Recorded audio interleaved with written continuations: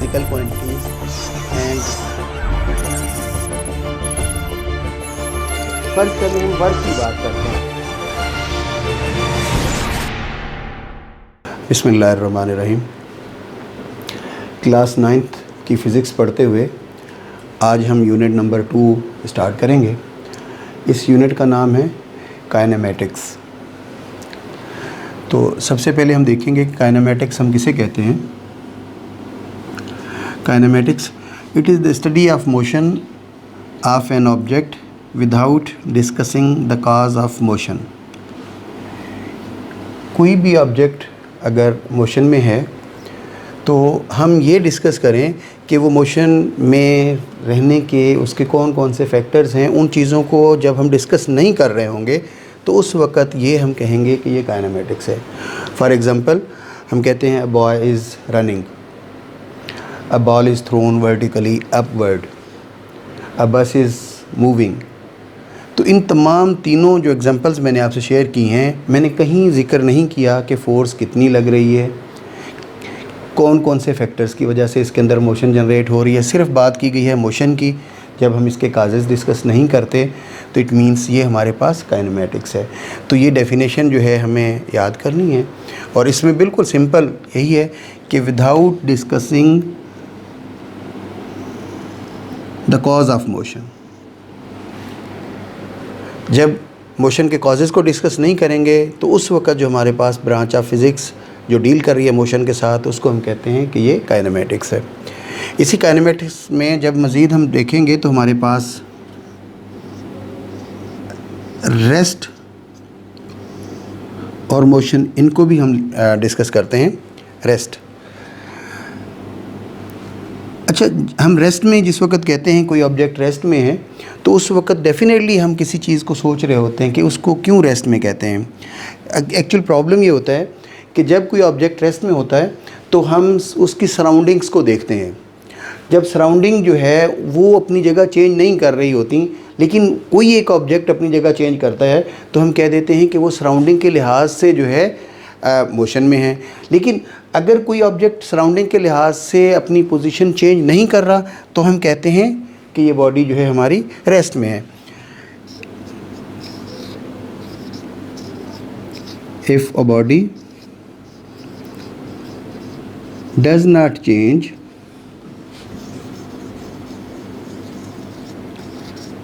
its position with respect to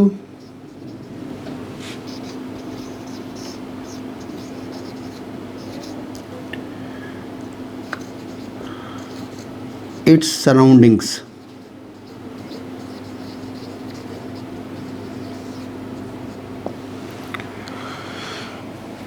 अगर कोई भी ऑब्जेक्ट जो है अपनी पोजीशन चेंज नहीं कर रहा, देखिएगा does not change its position with respect to its surroundings, it means कि वो उसी जगह पे है। फ़र्ज़ कर लें कि हम कहते हैं, इसकी एग्जांपल लेते हैं, अ बस स्टैंडिंग ऑन बस स्टॉप। तो वो बस स्टॉप पे जब बस खड़ी है, बाकी तमाम चीज़ें भी उसी जगह पे मौजूद हैं, वो बस भी उसी जगह पे खड़ी है। हम कहते हैं अ bag lying on the table, एक बैग है जो टेबल के ऊपर पड़ा हुआ है, तो टेबल भी उसी जगह पे है, बैग भी उसी जगह पे है, बाकी सराउंडिंग्स भी हैं, तो हम कह देते हैं bag is in state of rest. इसी तरीके से an aeroplane standing on let's suppose airport, किसी भी रनवे पे एयरपोर्ट के रनवे पर एक जहाज़ खड़ा है और वो मूव नहीं कर रहा, तो सारी चीज़ें अपनी अपनी जगह पे मौजूद हैं, जहाज़ भी उसी जगह पे मौजूद है, तो हम कहेंगे कि वो जहाज़ जो है हमारा वो एरोप्लेन रेस्ट में है।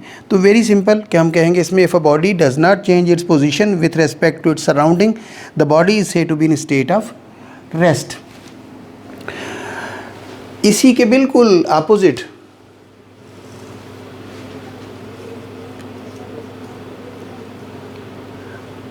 एक बॉडी होती है मोशन में, या बॉडी कोई रेस्ट में है या मूव कर रही है।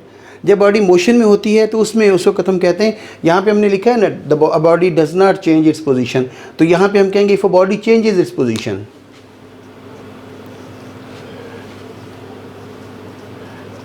If a body or object changes its position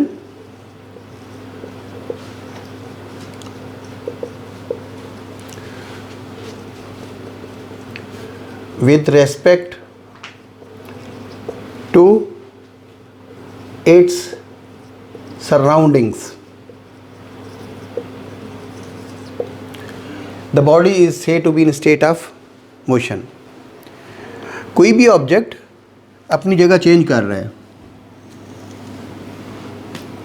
surroundings के लिहाज से, तो हम कहेंगे कि वो मोशन में है. फॉर एग्जांपल, मूविंग बस,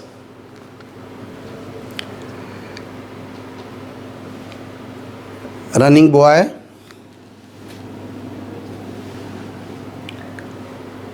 एक्सेट्रा. बहुत सी ऐसी एग्जांपल्स डेली लाइफ में हम ले सकते हैं जिनमें हम कहेंगे कि ऑब्जेक्ट अपनी जगह चेंज कर रहा है. अब जब हम मूविंग बस की बात करते हैं तो इट मींस बस चल रही है, बाकी चीज़ें अपनी अपनी जगह पे मौजूद हैं, ट्रीज़ भी उस जगह पे मौजूद हैं, जो ऑब्ज़र्वर है वो भी उसी जगह पे मौजूद है, तो हम कहेंगे कि बस जो है वो मूव कर रही है. लेकिन अगर फ़र्ज़ करें इसी तरह बॉय की एग्जांपल हम लेते हैं तो वो मूव कर रहा है, भाग रहा है, बाकी चीज़ें अपनी जगह पे मौजूद हैं, हम कहते हैं कि वो जो है स्टेट ऑफ मोशन में है. तो ये बिल्कुल सिंपल सी चीज़ है कि अगर कोई चीज़ पोजीशन चेंज नहीं कर रही विथ रेस्पेक्ट टू सराउंडिंग्स और ऑब्ज़र्वर, तो हम कहेंगे कि वो रेस्ट में है. अगर कोई ऑब्जेक्ट अपनी पोजीशन चेंज कर रहा है विथ रेफरेंस टू सराउंडिंग्स और ऑब्ज़र्वर, तो हम कह देंगे कि ये बॉडी जो है हमारे पास मोशन में है. अब हम टाइप्स ऑफ मोशन के बारे में पढ़ेंगे.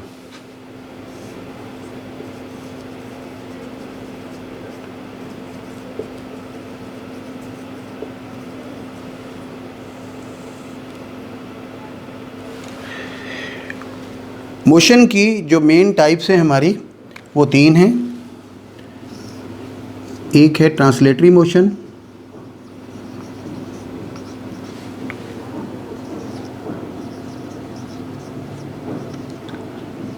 इसको ट्रांसलेशनल मोशन भी कह देते हैं. दूसरी है रोटेटरी मोशन,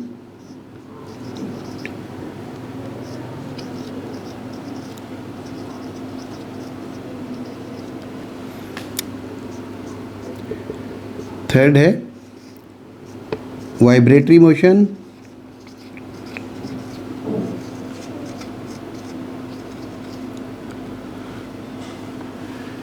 वाइब्रेटरी मोशन को वाइब्रेशनल मोशन भी कह देते हैं, इसको रोटेशनल मोशन कह देते हैं, इसको ट्रांसलेटरी मोशन कहते हैं.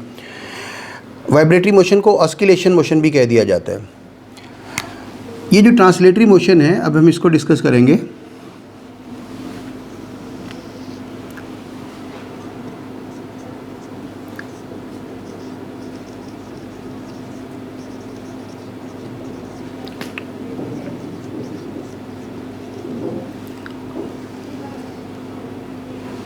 Translatory motion. ट्रांसलेटरी मोशन एक ऐसी मोशन होती है जो किसी भी लाइन पे हो.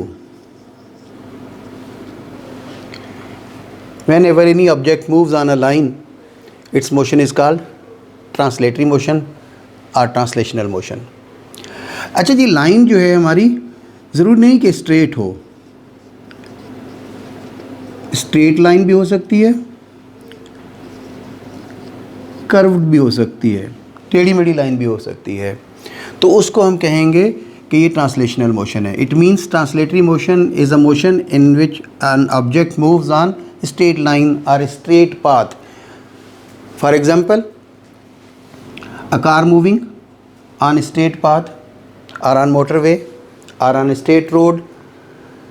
एक और एग्जांपल हम ले सकते हैं इसमें, फ्रीली फॉलिंग ऑब्जेक्ट्स, जब कोई चीज़ ऊपर से नीचे गिरती है बिल्कुल स्ट्रेट आ रही होती है, वो भी एक लाइन की ही हमारे पास एग्जांपल है. तो या कोई ऑब्जेक्ट किसी और डायरेक्शन में किसी तरह मूव कर रहा हो, लेकिन फ़र्ज़ करें कोई चीज़ सर्कल में मूव कर रही है, तो हम कहेंगे ये सारी की सारी मोशन जो है हमारे पास वो ट्रांसलेटरी मोशन है. यानी जब भी कोई चीज़ लाइन पे मूव करे, लाइन स्ट्रेट हो या कर्व्ड हो, हम मोशन को कहेंगे ये ट्रांसलेटरी मोशन है. और बेहतरीन इसकी एग्जांपल अभी मैंने आपको बताया, फ्रीली फॉलोइंग ऑब्जेक्ट्स, हम उसको डिस्कस कर सकते हैं. इस ट्रांसलेटरी मोशन के आगे मज़ीद 3 पार्ट्स हैं, यानी ये ट्रांसलेटरी मोशन डिवाइडेड है 3 पार्ट्स में। हम ऐसे कर लेते हैं,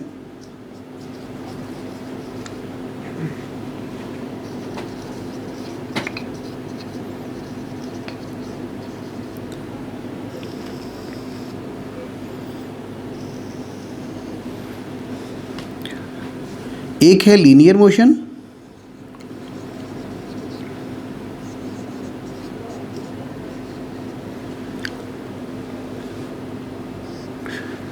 दूसरा है सर्कुलर मोशन,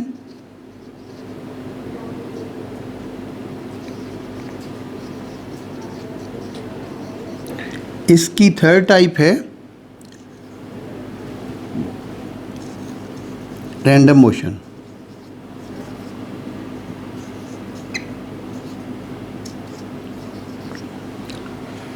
मैं फिर रिपीट करूं, ट्रांसलेटरी मोशन, जब भी कोई ऑब्जेक्ट लाइन पे मूव करेगा हम कहेंगे ट्रांसलेटरी मोशन है। अब इसकी आगे types, number 1 linear motion, number 2 circular motion, number 3 random motion. जब हम लीनियर मोशन को देखते हैं तो इसमें सिर्फ हम स्ट्रेट पाथ की बात करेंगे, स्ट्रेट लाइन की बात करेंगे। When an object moves on straight path,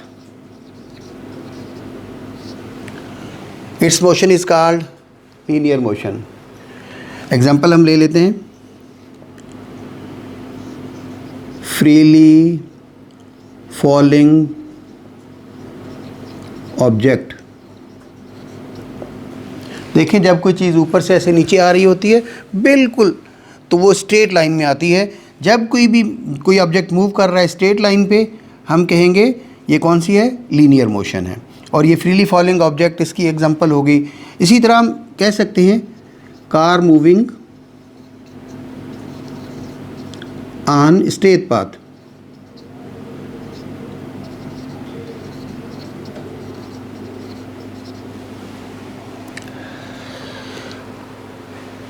जब हम सर्कुलर मोशन को डिस्कस करते हैं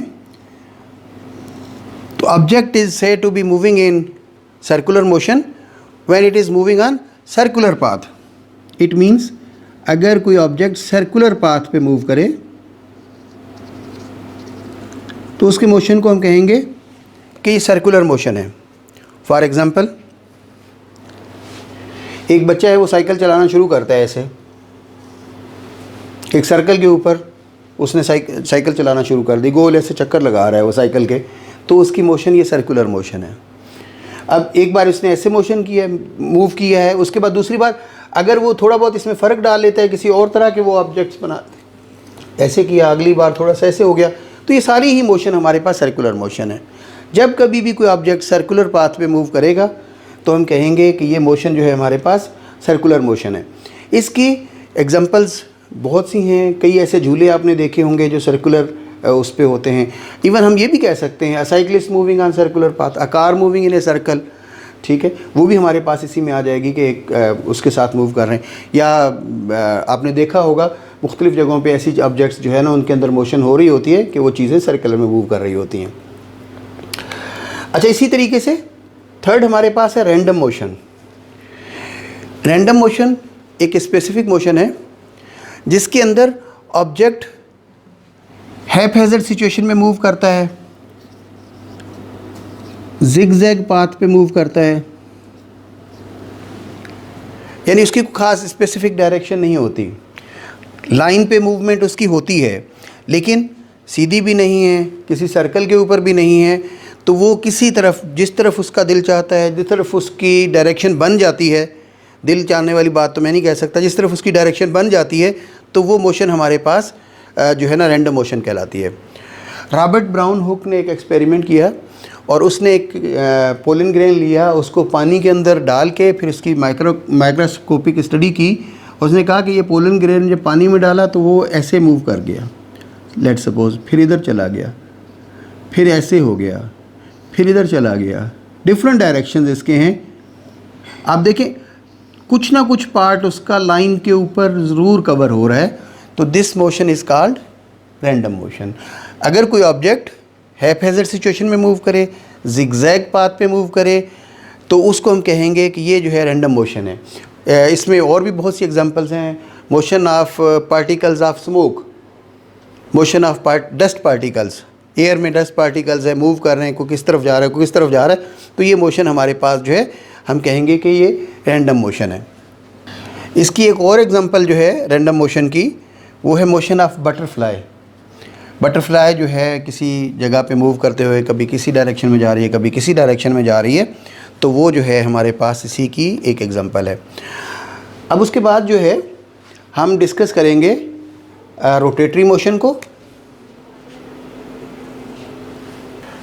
रोटेशनल मोशन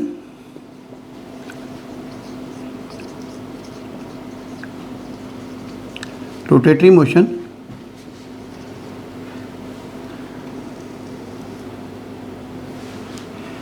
ये मोशन की ऐसी टाइप है जिसमें ऑब्जेक्ट स्पिन करता है या रोटेट करता है अबाउट अ फिक्स पॉइंट।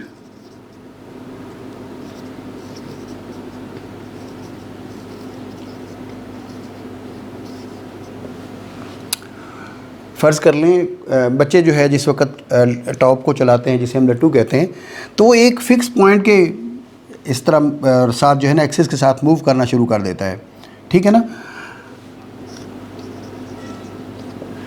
तो उसको हम कहते हैं कि ये जो है हमारे पास स्पिन कर रहा है ख़ास उसमें, तो ये हमारे पास मोशन उसकी हो जाएगी रोटेटरी मोशन।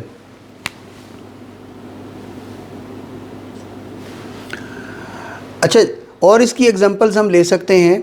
फ़र्ज़ करेंगे व्हील है जो है व्हील ऑफ कार, ठीक है, वो भी आप देखिए एक फ़िक्स पॉइंट के साथ ऐसे मूव कर रहा है, तो वो भी हमारे पास रोटेट कर रहा होता है, रोटेशनल मोशन है। इसी तरीके से अगर हम ले लेते हैं स्टीयरिंग व्हील, जब उसको गाड़ी को चलाने के लिए मूव किया जाता है, तो वो भी हमारे पास जो है एक स्पेसिफ़िक पॉइंट के साथ एक जगह पे उसके साथ रोटेशन हो रही होती है, तो उसको भी हम कहेंगे कि ये रोटेटरी मोशन है। तो जब कभी भी कोई ऑब्जेक्ट एक ही उस पे एक्सिस पे रोटेट करे, स्पिन करे, तो उसको हम कह देते हैं कि ये जो है हमारे पास मोशन रोटेटरी मोशन है। मज़ीद डिटेल इसकी मैं आपको नोट्स में प्रोवाइड कर दूंगा, उसको पढ़ लीजिएगा। साथ ही हमारे पास थर्ड पार्ट जिसको भी हम डिस्कस करेंगे वो है वाइब्रेटरी मोशन। मोशन की third part vibratory motion.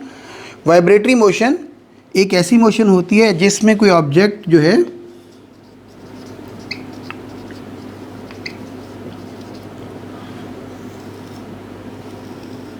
Move करता है टू एंड फ्रो, या हम कहते हैं बैक एंड फोर्थ।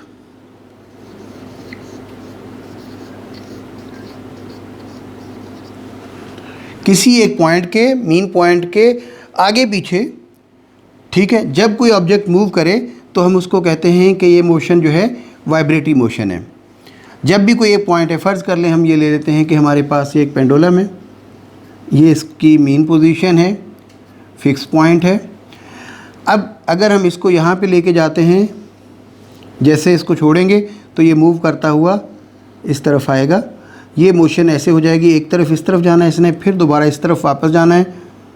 तो ये हमारे पास जो है एक एग्जांपल हो गई वाइब्रेटरी मोशन की, यानी जिसमें कोई ऑब्जेक्ट जो है किसी एक पॉइंट के आगे पीछे मूव करे तो उसको हम कहेंगे कि ये वाइब्रेटरी मोशन है या वाइब्रेशनल मोशन है। इसी तरीके से फ़र्ज़ कर लें हम कोई गिटार की किसी तार को प्लग करते हैं, उसको मूव करते हैं, तो ये यहाँ तक ऐसे मूव किया इसने, और उसके बाद फिर इसने इस तरफ मूव किया।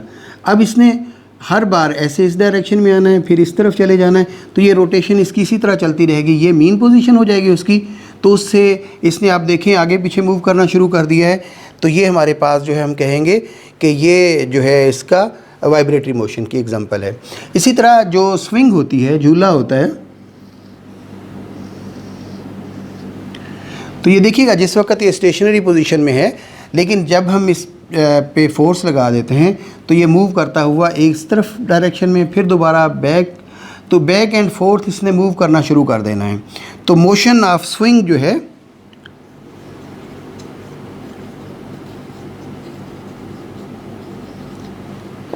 मोशन ऑफ स्विंग भी इसकी एग्जांपल, ठीक है। इसी तरह सिंपल पेंडुलम भी इसकी एग्जांपल बनती है, या motion of guitar, wire of guitar जो हमारे पास होती है, स्ट्रिंग ऑफ गिटार, वो भी हमारे पास इसकी एग्जांपल होती है।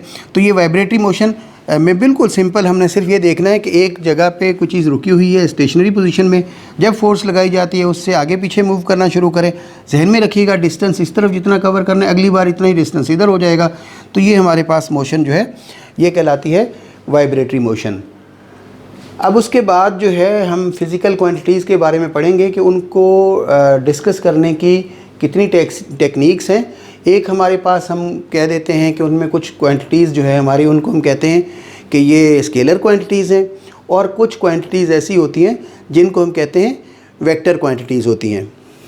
तो फिज़िकल क्वांटिटीज़ में जब हम देखते हैं कुछ क्वांटिटीज़, पहले तो हम देखें अगर फिज़िकल क्वांटिटीज़ हमारे पास कौन सी होती हैं। जस्ट हम कहते हैं लेंथ, mass, टाइम, टेम्परेचर,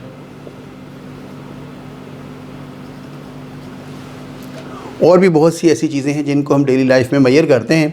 तो वो क्वांटिटीज़ हमारी फ़िज़िकल क्वांटिटीज़ कहलाती हैं, जिसमें वेलोसिटी हम लिख लेते हैं,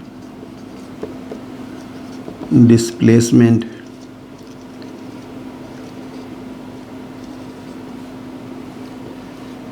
एक्सेट्रा।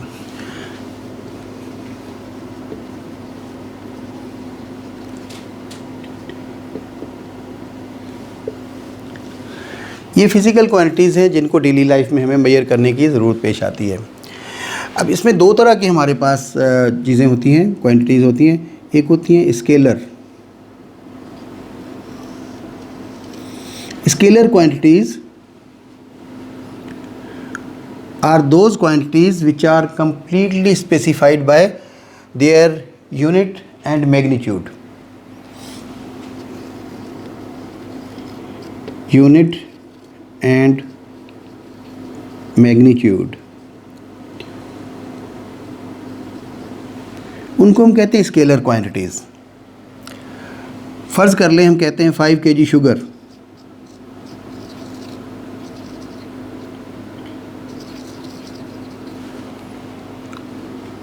ठीक है, ये मैस है हमारे पास 5 kg शुगर। या हम कहते हैं a body covers distance of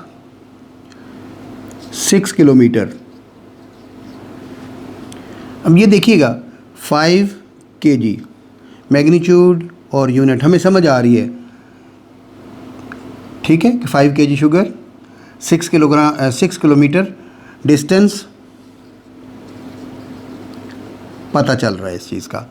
जब कभी किसी चीज़ को समझने के लिए यूनिट और मैग्नीट्यूड से हम बिल्कुल क्लियर हो जाएं, तो उस वक़्त हम कहते हैं कि ये हमारे पास स्केलर क्वांटिटीज़ है। फ़र्ज़ कर लें 6 किलोमीटर का डिस्टेंस है, किस डायरेक्शन में कवर हुआ कोई पता नहीं है, बस 6 किलोमीटर का डिस्टेंस कवर हो गया है। तो ऐसी तमाम चीज़ें जिनको समझने के लिए हमें यूनिट और मैग्नीट्यूड की ज़रूरत हो, उनको हम कह देते हैं कि ये हमारी क्वांटिटीज़ स्केलर क्वांटिटीज़ होती हैं। वेक्टर क्वांटिटीज़ ऐसी क्वांटिटीज़ होती हैं जिसमें यूनिट, मैग्नीट्यूड, इसके साथ साथ डायरेक्शन, इसकी भी ज़रूरत पेश आती है। अगर डायरेक्शन नहीं होगा उस वक़्त पता नहीं चलता किसी भी चीज़ का, नहीं हम उसको सही तरह समझ सकते, तो हम कहेंगे ये क्वांटिटी हमारे पास स्केलर है। अगर डायरेक्शन गिवन होगा तो हम आसानी के साथ किसी चीज़ को समझ सकेंगे, तो ये हमारे पास कहलाएगा कि ये वेक्टर क्वांटिटी है। फॉर एग्ज़ाम्पल बताया जाता है कि एक जहाज़ जो है 100 किलोमीटर के डिस्टेंस पर है, इस्लामाबाद से 100 किलोमीटर के डिस्टेंस पर है। तो वो देखें किस तरफ है, 100 किलोमीटर सरगोदा की तरफ है, मरी की डायरेक्शन में है, या किसी और डायरेक्शन में, हमें कोई पता नहीं है। लेकिन अगर हमें उसके साथ डायरेक्शन भी बता दिया जाए कि इस वक्त वो 100 किलोमीटर फ़लाँ डायरेक्शन में है, तो हम बिल्कुल स्पेसिफ़ाई कर सकते हैं इस वक्त वो जहाज़ फ़लाँ शहर के करीब से गुज़र रहा है।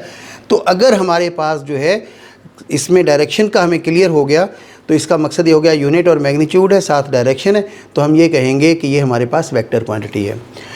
अच्छा, इसमें एग्जांपल हम ले लेते हैं। फ़र्ज़ कर लें हम कहते हैं वेलोसिटी,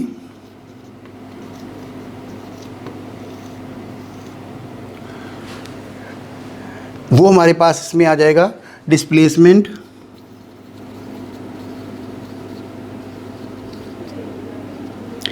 ये ऐसी चीज़ें हैं जिनको समझने के लिए हमें लाजमी तौर पर डायरेक्शन का पता होगा।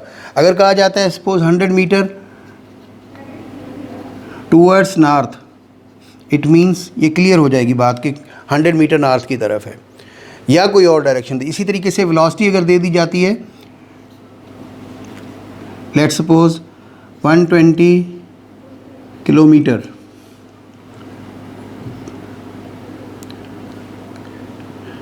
Kilometre per hour towards east, तो स्पेसिफाई हो गया ये कि ईस्ट की तरफ डिस्प्लेसमेंट में क्लियर हो गया ये, ठीक है, कि हमारे पास जो है टूवर्ड्स नॉर्थ,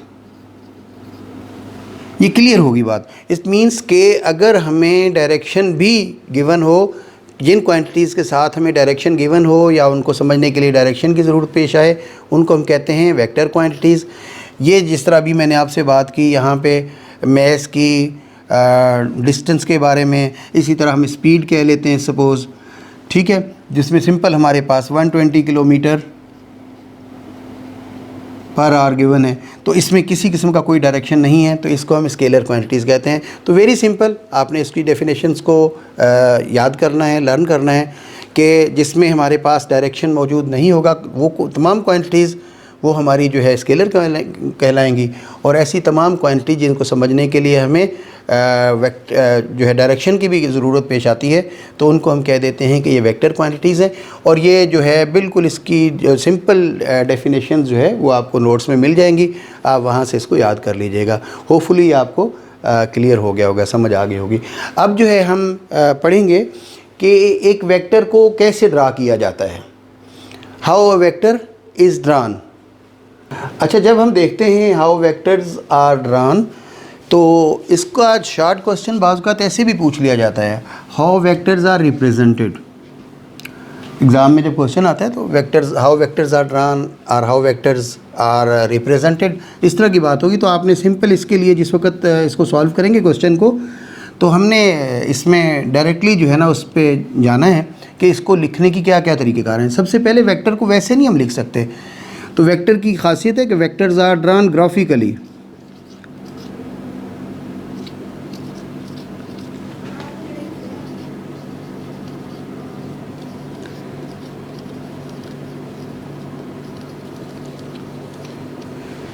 कि इसको ड्रा किया जाता है, ग्राफिकली इसको ड्रा करेंगे हम। फिर उसके बाद जो है जब हम इसको ग्राफिकली ड्रा करते हैं तो कुछ स्टेप्स हमें लेने पड़ते हैं।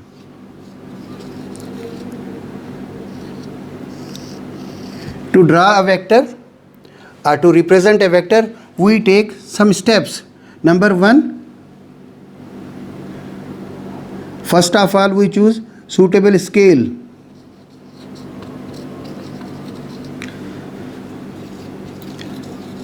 Select suitable scale.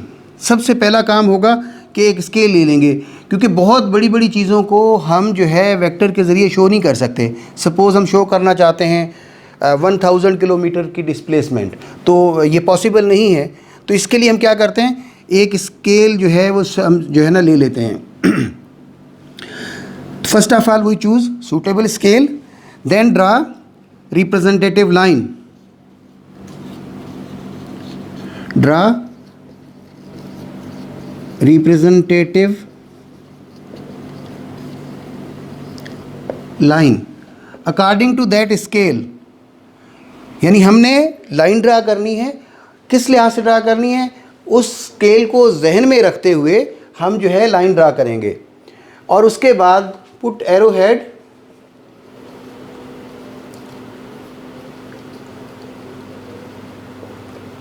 In given direction of vector.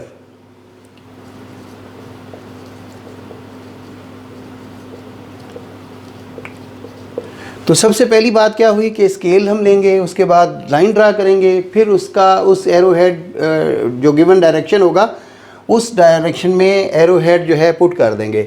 हम एग्जांपल लेते हैं इसके लिए। सपोज़ डिस्प्लेसमेंट हम शो करना चाहते हैं, और ये हमारे पास है 1000 किलोमीटर का,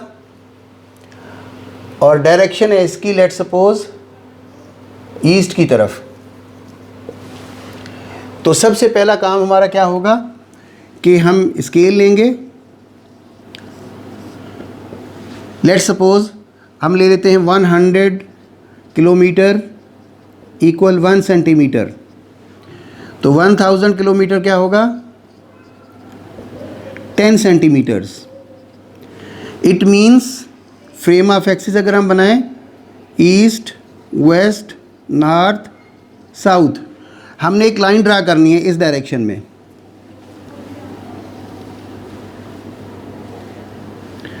और इसकी लेंथ लेनी है 10 सेंटीमीटर्स। लेट्स सपोज ये हमने लाइन ड्रा की। देखिएगा सबसे पहला काम क्या करना है, सूटेबल स्केल जो हमने ले लिया, उसके बाद draw representative line according to this scale. 10 centimetre की लाइन हमने ड्रा कर दी। लेट्स सपोज ओ ए ये लाइन है, लाइन सेगमेंट है 10 सेंटीमीटर का। इट मीन्स ये हमने सेकंड स्टेप भी ले लिया। अब थर्ड हमारे पास जो इसका है स्टेप वो है put arrow head in the given direction of the vector. अब देखिएगा ये ईस्ट की तरफ था, तो इट मीन्स के इस डायरेक्शन में ऐसे हमने एरो हेड पुट कर देना है। अब ये ओ ए जो है हमारा, ये जो वेक्टर ओ ए हमारे पास हमने बनाया है ड्रा किया है, ये रिप्रेजेंट कर रहा है displacement of 1000 kilometre in the direction of east. तो इसी तरीके से कोई भी एग्जांपल हम लेंगे तो ये 3 स्टेप्स हमने डायरेक्टली उसके अंदर लेने होंगे, और उसके बाद जो है हम वेक्टर को रिप्रेजेंट करेंगे। तो इसका भी शॉर्ट आंसर पेपर में अक्सर आता रहता है, तो आप इसको नोट कर लीजिएगा। नोट्स को अच्छी तरह पढ़िएगा, बहुत सिंपल है।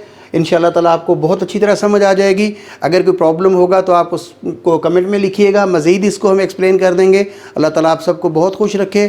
Thank you very much.